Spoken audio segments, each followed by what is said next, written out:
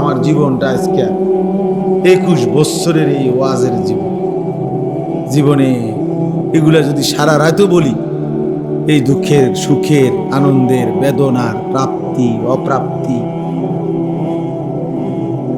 হ্যাঁ, কম শ্রোতা বেশি শ্রোতা, পক্ষের শ্রোতা বিপক্ষের শ্রোতা, কত জাতের কত কথা গেছে, কত কিছু দেখছি।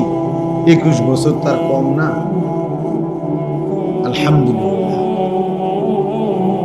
কিন্তু দিলের মধ্যে কথা মজবুত ছিল, আমি বলেই যাব ইনশাআল্লাহ।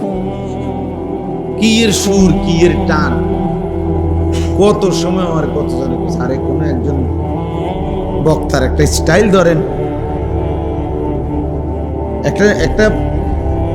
একটা কাটিং তো ধরা উচিত, কোনো কাটিং কুটিং নেই, ওই এলো উড়ে এলো, কি এর আবার কাটিং কুটিং। বলতে থাকো তোমার আল্লাহর জন্য বলতে থাকো, আল্লাহর জন্য বলতে থাকো, খুশি হলেও আল্লাহর জন্য,